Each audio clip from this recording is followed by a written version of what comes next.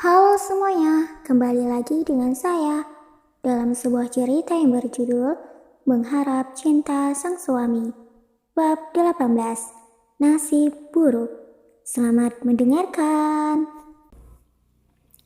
Faiza yang baru saja pulang ke rumah lekas meletakkan tas di meja ruang tamu, kemudian duduk di sofa, memijat pelipis yang terasa berdenyut. 3 hari ia berada di rumah sakit, Askar tak pernah datang lagi. Meski begitu, lelaki tersebut masih menunjukkan kepeduliannya dengan membayar semua biaya rumah sakit. Faiza yang tak punya pilihan lain, akhirnya memutuskan kembali ke rumah. Walaupun terkadang diselimuti rasa takut kalau sewaktu-waktu Gibran mengetahui dirinya di sana dan kembali menyekap.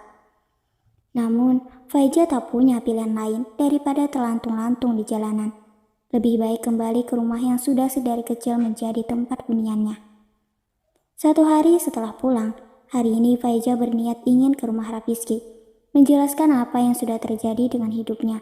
Berharap Rafizki mau mengerti dan memberi kesempatan untuk memulai semua dari awal.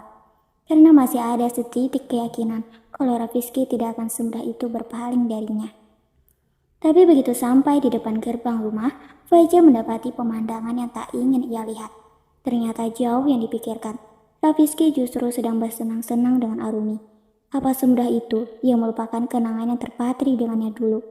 Perkataan Gibran yang mengatakan Rafizki playboy semakin memperkuat. Apa sekarang cintamu sudah tidak ada lagi untukku, Raf? Apa Arumi sekarang lebih berharga daripada aku? Bodoh. Harusnya Faiza tak perlu menanyakan hal itu lagi kepada hatinya. Jelas Arumi lebih penting karena dia sekarang adalah istri Rafizki. Rasanya sakit, Raf, melihat kamu bisa bahagia dengan wanita lain. Aku tidak ikhlas melihat kalian berbahagia di atas penderitaanku.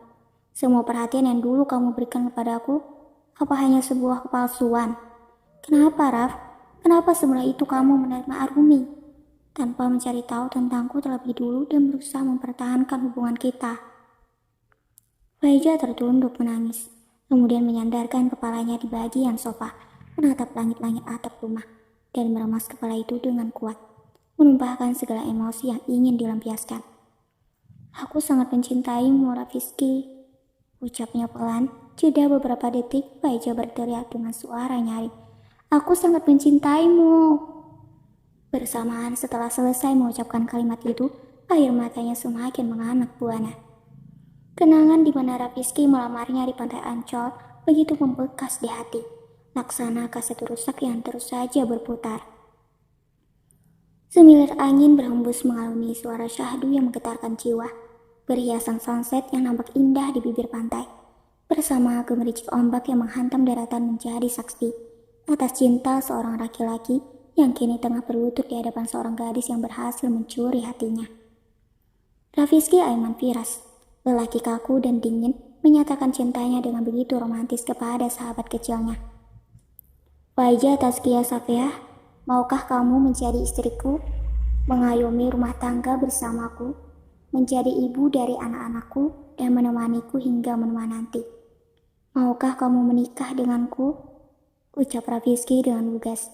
Tangan kanannya terulur menyodorkan kotak beledro yang terbuka tutupnya, menampakkan kalung berbentuk hati yang berwarna merah menyala, terbuat dari batu permata yang setiap sisi dihiasi berlian, nampak indah dan terlihat mewah.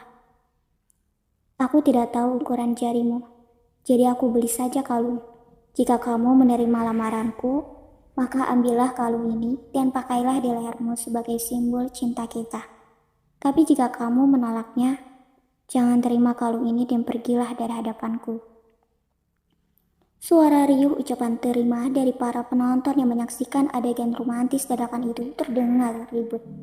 Beberapa dari mereka ada yang terbawa perasaan dan hanyut dalam senyuman. Faiza menghembuskan nafas secara perlahan, menetralisir kegugupan yang luar biasa melanda. Tangan kanannya tergerak, mengayun ke atas dan menerima kotak beledro yang disodorkan Rafizki. Aku mau. Tepukan tangan dan sorakan penonton terdengar jelas menandakan kebahagiaan. Rafizki berdiri dan seketika mengusap wajahnya dengan lembut, mengutarakan bagaimana bahagianya ia ketika lamarannya diterima oleh gadis yang sangat dicintai. Malam ini, Aku dan Mama akan datang ke rumah untuk mengkhidbahmu. Jelas Rafizky, dan Faijah hanya bisa tersenyum. Ia menatap kalung yang terlihat sangat indah. Para penonton kembali berteriak histeris agar Faijah memakainya. Ia meraih kalung tersebut dan mengalungkan ke leher yang tertutup oleh kerudung. Kedua kekasih itu saling berbahagia karena sebentar lagi akan ke jenjang pernikahan yang menyatukan mereka dalam rajutan rumah tangga. Sebagai kekasih halal. Namun, rupanya takdir tidak berpihak pada kedua orang itu. Semua hal manis yang pernah terjadi hanya akan menjadi kenangan yang begitu sakit untuk diingat kembali. Faijah kini meratapi nasib yang tak menguntungkan dirinya. Ia meremas kalung pemberian Rafizky dulu. Terasa sangat sesak karena kehidupan seakan tidak adil kepadanya. Aku berjanji akan merebut Rafizky kembali ke dalam pelukanku, Arumi. Dia adalah cinta pertamaku, dan tidak semudah itu untukku bisa melepaskannya. Batin Faijah. Baginya, ini semua hanyalah sebuah kesalahan. Faijah tak terima kalau Rafizky mengabaikan dirinya begitu saja dan jatuh ke dalam cinta Arumi. Lelaki yang katanya sangat mencintai itu harus membuktikan ucapan yang ingin hidup menua bersamanya. Faijah bukanlah orang yang memiliki hati tangguh untuk menerima takdir. Sebelum berada di tahap kehidupan ini, dia dulu termasuk wanita yang nakal dan suka mengumbar aurat. Bukan wanita agamis yang kokoh terhadap agamanya. Rafizky, Askar, dan Faijah sewaktu SMP sangatlah dekat, bahkan tak segan berpegangan tangan. Tepatnya waktu kelas 8 SMP, Alia, ibu Faijah menyuruh agar menutup aurat dan berhenti bergaul secara bebas dengan laki-laki. Tidak mudah membuat Faijah berubah, namun kelembutan hati seorang ibu yang menginginkan anaknya lebih baik akhirnya membuahkan hasil. Faijah terlihat lebih anggun dengan menutup aurat. Ia menjaga jarak dengan Askar dan Rafizky agar tak sedekat dulu lagi. Rupanya hal itu dipahami oleh kedua sahabatnya. Mereka bertiga hijrah secara berjamaah. Saat itulah perasaan cinta mulai timbul, saling mencintai secara diam-diam, sampai Rafizky mengungkapkan rasa cintanya kepada Faijah. Lantas, cinta yang dulu indah haruskah tergores luka yang tak kasat mata? Faijah tak terima. Seseorang berdeham, membuat mata Faijah seketika membulat. Sakit ya rasanya, ditinggal pas lagi sayang-sayangnya. Ejaknya diiringi tawa beberapa orang. Faijah yang tadi menunduk langsung menatap Gibran yang berdiri tak jauh dari pintu masuk. Ia tersenyum licik dengan tangan menggenggam sebuah map. Mau apa kamu? Takut Faijah. Ia segera berdiri dan berjalan mundur hingga menyentuh meja kecil, tempat vas bunga yang berada di sudut ruangan. Pergi!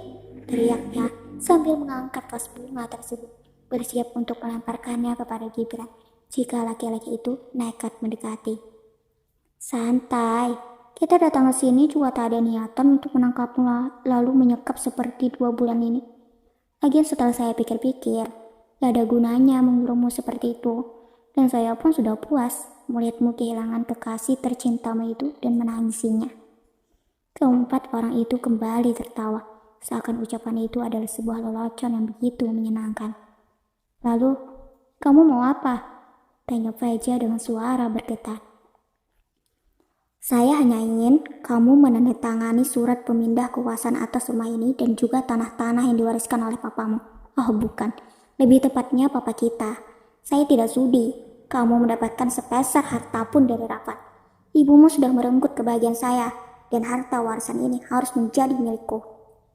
Gibran melempar map yang tadi dibawanya ke atas meja dengan kasar. Faijah ketakutan kala keempat orang itu menatapnya dengan tajam. Apa keuntungan saya menandatangani itu? Saya tidak akan mengganggumu atau menangkapmu lagi.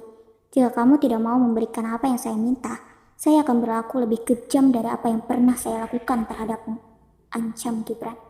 Faijah meneguk Seleva dengan sapai. Ia tak ingin disakiti oleh Gibran lagi. Sudah cukup dengan perbuatannya menggagalkan pernikahan. Itu sudah sangat menyakitkan. Faijah tak ingin Gibran melakukan lebih dari hal menyakitkan itu.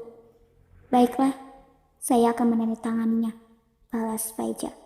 Memberanikan diri melangkah mendekati meja, lalu menggoreskan pena di kertas putih tersebut. Ambil ini, saya tidak butuh harta. Urusan kita selesai, dan sekarang pergilah, usir Faijah, menempelkan map itu ke depan dada Gibran yang langsung diterima dengan senyuman. Jangan lupa, untuk meninggalkan rumah ini dalam waktu 24 jam. Karena sekarang saya adalah pemilik rumah ini, tegas Gibran. Pergi! Teriak Faizal menunjuk ke arah pintu keluar. Gibran memberikan isyarat untuk segera cabut dengan ayunan telapak tangan kepada anak buahnya. Sepertinya Gibran, Faizal terduduk lemas di lantai, menangis dengan kencang setelah tadi berusaha menahan. Nasib buruk seakan tak habisnya menyapa. Baru ditinggal menikah kekasih tersayang, sekarang harta warisan pun juga ikut lenyap.